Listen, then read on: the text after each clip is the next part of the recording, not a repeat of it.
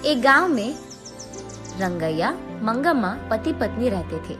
उनका एक सुंदर बेटी भी थी। 2 साल से सूखे के कारण कुएं के पानी सारे सूख जाते हैं और गर्मी की मौसम होने के कारण उसका खेत भी सूख जाता है। उसके सारे पैसे वो खेत में और खेती में गवा देने के कारण उदास होकर रंगैया मंगम्मा से ऐसे कहता है, मंगा, भगवान भला हमसे ऐसे क्यों खेल रहा है। गर्मी का मौसम आ गया, कुएं के अंदर पानी भी खत्म हो गया और खेत का हालत ऐसे है।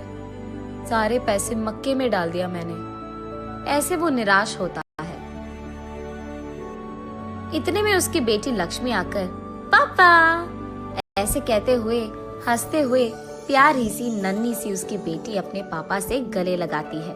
अपनी प्यारी बेटी को देखते ही रंगैया के चेहरे पे मुस्कान आ जाती है। वो उसके सारे दुख भूल जाता है। रंगैया को अपनी बेटी से बढ़कर इस दुनिया में और कुछ नहीं है, लेकिन वो हर वक्त सोचते रहता है कि उसकी बेटी को वो भला ऊंची पढ़ाई कैसे करवाएगा। तब बेटी अपने पापा से, क्या हुआ पापा, आप ऐसे क्यों हो, ऐसे पूछती है। कुछ नहीं बेटा, हमारे खेत में उग रहे मक्के हमारे हाथ नहीं आएंगे, इसी का डर है। कुएं का पानी भी तो सूख गया। ऐसे कहते हुए वो खेत की ओर दुख से देखता है।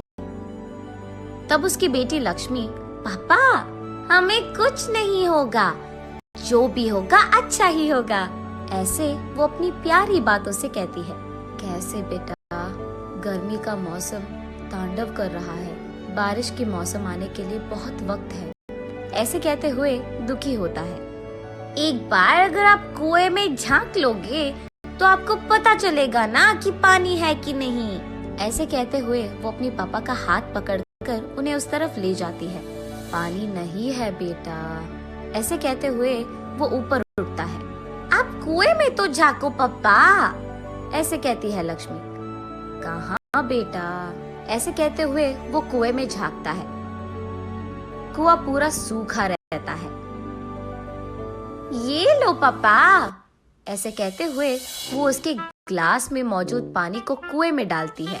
बस अचानक कुएं में पूरा पानी भर जाता है। ये देख रंगैया की खुशी की कोई सीमा नहीं होती है।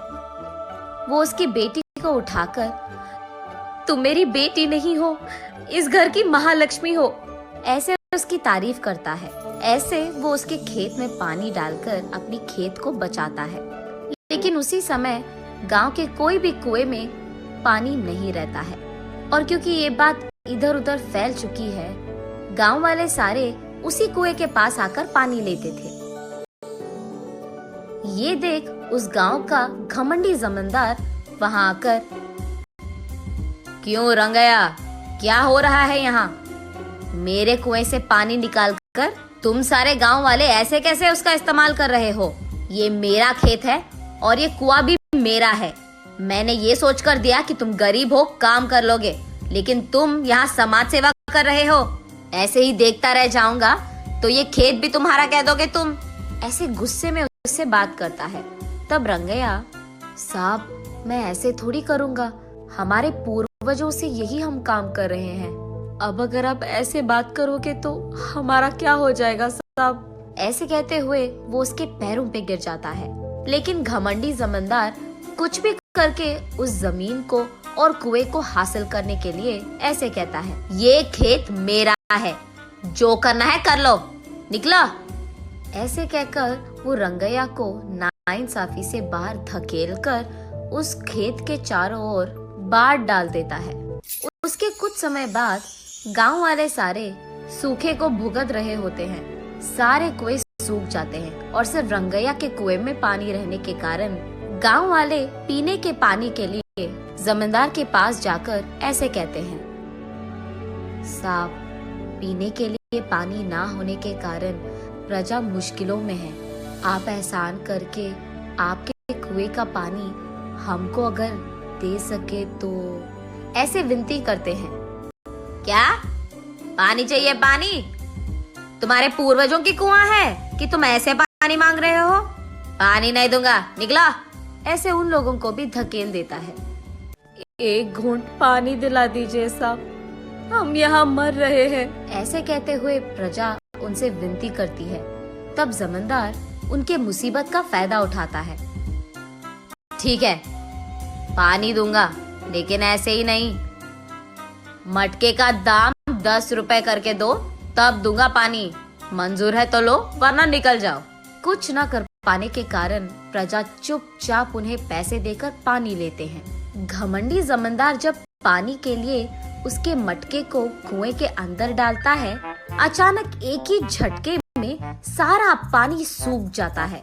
तब जाकर जमींदार को अपनी गलती का एहसास होता है। रोते हुए रंगैया के पैर पकड़ता है और माफी मांगता है। कोई नहीं साहब, आपको आपकी गलती का एहसास हो गया है ना। तब जाकर वो रंगैया की बेटी की सहायता से जब मटके को कुएं के अंदर डालता है तो अचानक पानी पूरा भर जाता है कुएं में, और सारी प्रजा इस घटना को देख बहुत खुश होती है। रंगैया उस पानी को सारे गांव वालों में बांटते हुए, खेती करते हुए खुशी से जीता है।